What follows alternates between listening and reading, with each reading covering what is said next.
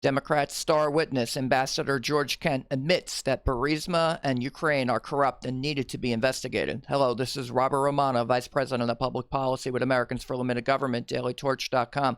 Hit that subscribe button. Today we're going to be talking about the testimony of Ambassador George Kent. He is the Deputy Assistant Secretary of State for European and Eurasian Affairs, and his testimony on November 13th to the House Intelligence Committee in the House Democrats' quest to impeach President Donald Trump. And he testified that the natural gas firm that President Trump spoke to Ukrainian President Volodymyr Zelensky about looking into on July 25th is a corrupt company, that the head of the company awarded gas exploration leases to himself when he was in government as a minister.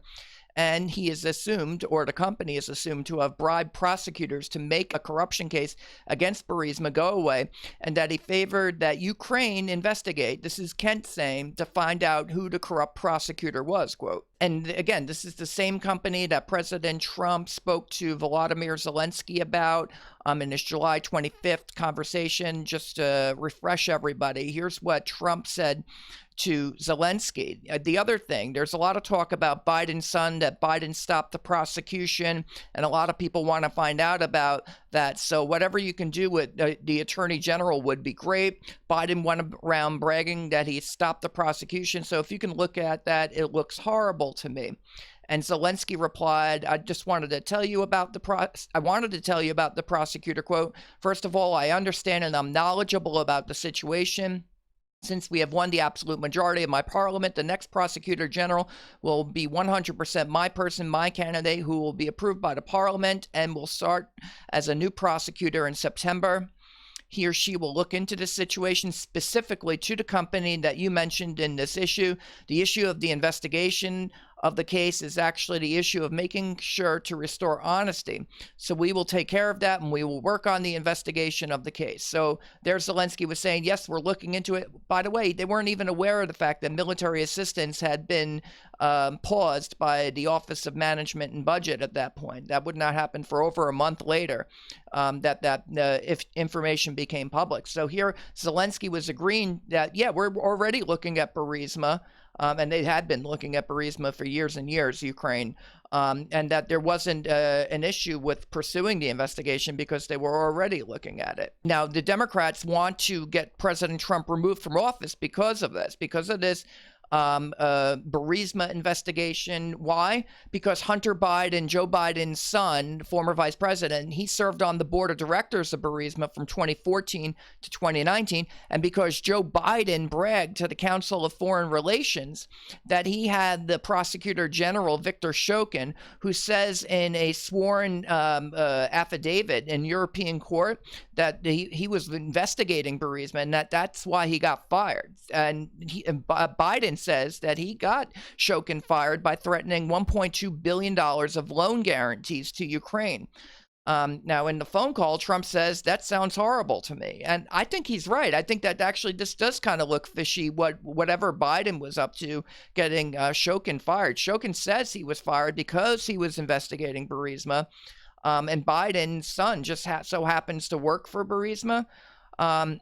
Now, after the owner of Burisma, Mykola Zlovkesky, had his home raided by Ukrainian prosecutors in 2016, Burisma reached out via a lobbyist to the State Department demanding to know why Washington, D.C. thought it was corrupt, using the fact that Hunter Biden served on the board, according to a response to a Freedom of Information Act request made by John Solomon. This is an unbelievable revelation, but here's a State Department officials writing back and forth to one another. Per our conversation, Karen Tramontano of Blue Star Strategies requested a meeting to discuss with U.S. Novoli, U.S. government remarks alleging Burisma, Ukrainian energy company, of corruption. She noted that two high-profile U.S. citizens are affiliated with the company, including Hunter Biden as a board member. So Blue Star, they're working for Burisma. They're trying to improve Burisma's image to the United States. They're also trying to get Burisma out of legal trouble. Again, the owner of the company had just had his home raided, according to reporting here. This is from John Solomon, where he reports on the Freedom of Information Act request and the fact that the owner of the company had his home raided just 3 weeks before Burisma's overture to state, before this email, where state says we had a meeting with Karen Tramontano. Ukrainian authorities raided the home of the oligarch who owned a gas firm and employed Hunter Biden. A signal the long-running corruption probe was escalating in the middle of the U.S. presidential election. So this was in 2016, and this was just a few weeks before Viktor Shokin was fired. And Shokin says he was fired because of his investigation of Burisma. They had just raided the home of the owner of the company. And so I think that's a pretty serious series of events that took place here. And it certainly makes Joe Biden look bad. But just because it makes Biden look bad doesn't mean that there's not a legitimate investigation by Ukraine of Burisma. The fact that Hunter Biden gets caught up in it, it looks like he was hired specifically so that they could say, oh, Hunter Biden works for Burisma. We're not corrupt. Or something like that. I mean, it certainly looks horrible. I think the president's right about that. In an affidavit in European court, Shokin says he was fired for this reason. Quote, "The truth is I was forced out because I was leading a wide-ranging corruption probe into Burisma Holdings, a natural gas firm active in Ukraine, and Joe Biden's son, Hunter Biden, was a member of the board of directors.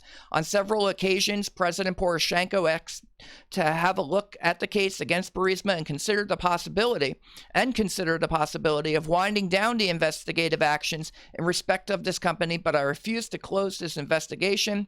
And then Shokin's travel visa to the United States was denied by the State Department because Shokin was going to share his story about Burisma and the fact that he was fired. But Rudy Giuliani, the president's attorney, he had become aware of this information and was trying to get Shokin into the United States so that he could share his story. And then the State Department basically denies the application because they say he was corrupt or something. But I mean, it sounds like, according to Shokin, that he was actually investigating corruption, and that's why he got fired. But to hear Democrats tell it, Burisma was as clean as the driven snow. The reason that Trump wanted to talk about Burisma was not because of corruption, which was very apparent at the company, but because Trump wanted to get Biden. Any investigation of Burisma makes Biden look bad and Trump look good. That therefore any investigation of Burisma would be baseless. And that's the only way their claim of an abuse of power really plays out, is if there were like these phony allegations of corruption at Burisma that were, and that Trump was trying to corruptly tie Biden to corruption at Burisma. But there was a real investigation of Burisma by Ukraine. And so that really, the narrative just kind of falls apart once you start to look at this. The anonymous CIA whistleblower complaint, he was alleging the reason for Trump's call was to initiate an investigation into the activities of Vice President Joe Biden and his son Hunter Biden, and, quote, to solicit interference from a foreign country in the 2020 U.S. election. But George Kent, he's the ambassador who testified at the impeachment inquiry, he says that Burisma was very corrupt. According to him, quote, "The owner of the company, Zlav Kesky, was Minister of Energy from 2010 to 2012 under the pro-Russian government, and he used the regulatory authority to award gas exploration licenses to companies that he himself controlled. That would be considered an act of corruption, in my view, yes, certainly self-dealing and self-enriching." Now, Steve Castor, who's handling Republican questioning in the House impeachment, he asked, Zlav Kesky, essentially paid a bribe to make the case go away, the corruption case against Burisma, to which Kent replied, "That is our strong assumption." "Yes, sir." Castor asked, "Are you in favor of that matter being fully investigated and prosecuted?" To which Kent replied, quote, "I think that since U.S. tax dollars were wasted, I would love to see the Ukrainian prosecutor general's office find who the corrupt prosecutor was that took the bribe and how much it was paid. And that is what I said on July 23rd, 2015. So this is precisely now what this information Kent's providing is precisely the same information that Ukrainian prosecutors were giving to Rudy Giuliani, the president's attorney, and they wanted that information conveyed to U.S. Attorney General William Barr. at least since 2018, according to John Solomon's reporting, who uncovered all of this. He says that there was a potential violation of U.S. laws that was going on. Quote, Ukrainian prosecutors say they have tried to get this information to the U.S. Justice Department since the summer of 2018, fearing it might be evidence of possible violations of U.S. ethics laws. First, they hired a federal prosecutor to bring the information to the U.S. attorney in New York, who they say showed no interest. Then the Ukrainians reached out to Giuliani. Now, Ukraine's new president, Zelensky, he says that his government was looking into all this already. And so I think that starts to look worse and worse, not for Trump, but for the Bidens and for the State Department and for the Obama administration. Now, former Ukrainian prosecutor general Yuriy Lutsenko, he succeeded Shokin. He said in a September 29 BBC interview, confirmed concerns about Burisma and the Bidens wished to convey to the Justice Department were that they violated U.S. laws, not Ukrainian laws. And so I told him, Giuliani, this is Lutsenko, I told him the same, it's not my jurisdiction, the same thing I told you, quote, it is likely to be the jurisdiction of the U.S. If you will send me a request, yes, I will give you all information, official, but it is not Ukrainian jurisdiction. That was my answer. Really, it shows that they weren't even trying to pursue an investigation of Joe Biden or Hunter Biden. They had an investigation of Burisma. They uncovered some information that they wanted to convey to U.S. prosecutors for fear that it violated U.S. ethics laws. And that's what Giuliani was trying to get Shokin a visa to get to the United States to talk about. Now, the investigation of Burisma winded down after Shokin was fired by Lutsenko. This is according to the Wall Street Journal. But then it was reopened again, the investigation by Nazir Kolodnitsky. This was the prosecutor that Solomon reported on beginning on April 1, that they had managed to get the case reopened. But then this was the same prosecutor, Kolodnitsky, who the former U.S. ambassador to Ukraine, Marie Yovanovitch, had called to be fired in March of 2019. And this led to the loss of confidence by President Trump and Ukraine in the ambassador. So then they got the ambassador replaced. William Taylor became the acting ambassador. But it doesn't seem like the situation really improved with the ambassador basically running interference on U.S. policy. The president sets U.S. policy, foreign policy to Ukraine and every other country for that matter. And if Trump's saying that we need to look at Burisma corruption or 2016 election interference originating in Ukraine, these false allegations that Trump was a Russian agent in this campaign, which, by the way, was ultimately debunked by special counsel Robert Mueller, well, that's what the U.S. policy is. It's up to the State Department to enforce the president's policies. In the meantime, Ukrainian President Zelensky said on September 25th that nobody pushed him and that there was no pressure put upon him by the administration on military assistance, because at the time of the conversation, they were unaware that military assistance had been paused. And oh, by the way, the military assistance has since been forwarded to Ukraine on September 11th, rendering the whole issue moot. But when Trump brought up the investigation of Burisma, he said he was knowledgeable about the situation and that he confirmed the investigation. I think that there's legitimate questions for Trump to ask. So if getting to the bottom of Burisma corruption, the concerns about Shokin being removed by Biden were shared in the U.S. and Ukraine, then Trump is perfectly within the scope of his powers to raise the issue in a phone call with Zelensky.